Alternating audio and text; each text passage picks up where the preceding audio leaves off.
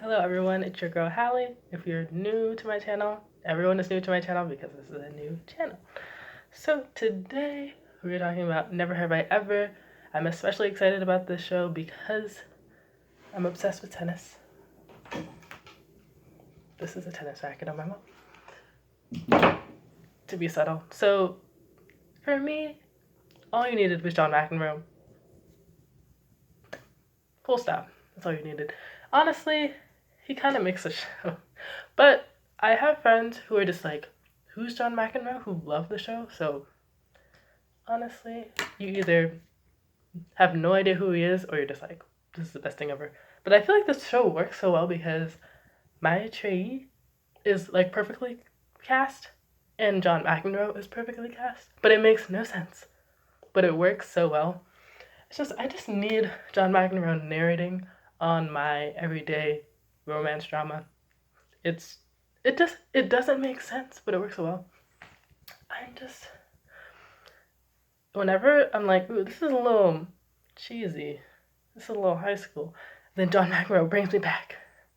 But basically, that's all you need because they're like the main voices of the show.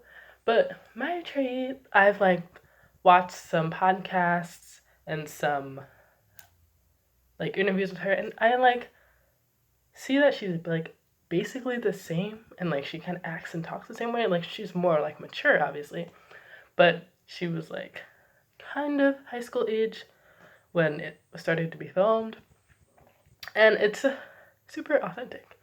And before I go into what I like about the show, I gotta go in two little things, two little elephants in there for me. Everyone knows the guy who plays Paxton, very attractive. If I do so myself, but he is currently 32. Like, just think about someone in their like late 20s playing high school. Just think about it for a while. So yeah, the internet was kind of mad about that.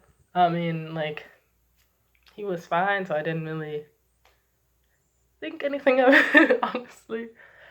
But that's probably the first complaint. Um, some of the actors are a little older.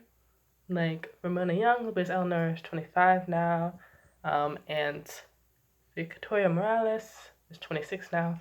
You may know her from Teen Wolf, or like back in the day, a very, very long time ago. And she is in a movie called Plan B, which is one of my favorite movies. I highly, highly recommend that you watch. And it's on Hulu. So those are some actors that are kind of on the older side that you kind of, for me, remove myself from the reality of the show a little bit. And then the other issue with the show, hate to say it, colorism on such a diverse show. It's kind of I really didn't want to say this because it's so diverse and it's great that Maitri is not the only Indian character in the show or Indian high schooler in the show. But for representation of black people, I wish there were more black people who are darker than me because dark skinned black people are really underrepresented. So for the characters, Lindsay, the new teacher of the season, and Fabiola, they're both very light skinned. So just kind of keep that in mind when you guys watch shows like, where are the dark skinned black people in this show? So anyway, this show is great on diversity, so didn't want to mention it, but so I mentioned it. So it this show is just one of the few shows that's set in high school that I actually like, that I can like watch right now. And it's just so much better than Mindy's other show, Sex Lives of College Girls. I don't know how I got to the end of it, but basically, the beginning of Mindy's show, The Sex Life of College Girls, was so bad. But I noticed they switched writers after like 2 episodes and then it got better. But it's still just not as good as a show. I guess it comes down to my tree and John McEnroe, or as I call him, John Macaroni. And it's just so much better. It's just so much better. So if I were to rank Mindy shows, Mindy Project, then Never Have I Ever, then Champions, which is a show that didn't really get as popular, but I still think that's better than Sex Life of College Girls. So I've literally seen all of Mindy's shows, big fan, so I feel like I can rank them all. So I I don't know. It's like the whole point of this show is to break stereotypes about Indian people, but then Maitri's character Devi was valedictorian, and it's like, oh, another super smart Indian character. Like, so that, in efforts to break the stereotype, it kind of just like kept the same stereotype. But anyway, so we're rooting for her.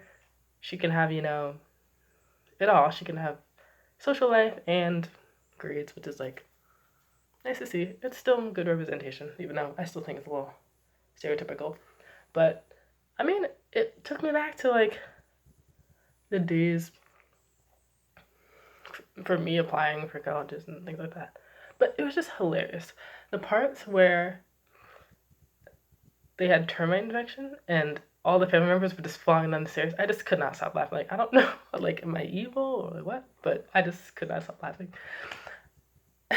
And it's so funny because the new bad boy Ethan plays Victor and Love Victor. So I was just like, that's Victor, that's not Ethan. So my brain just like could not buy him as Ethan. But anyway, that was an interesting storyline. You realize, just because he's attractive, that's not the guy for her. So I mean, there's some good lessons in there. But I loved the guest narrators like Gigi Hadid, but they didn't have Andy Samberg. Like, they're missing out on. Like, we noticed that he wasn't here anymore. So, anyway, I love the guest narrators. I think the shows are really fun, and yeah, thoroughly liked all seasons were good. So, very happy with it. The next review I'm gonna do is on The Bear on Hulu. So, watch the first season of that because the second season is coming out like next week, and when all the episodes are out, I'll do a review. So, thanks so much for watching, and see you next time.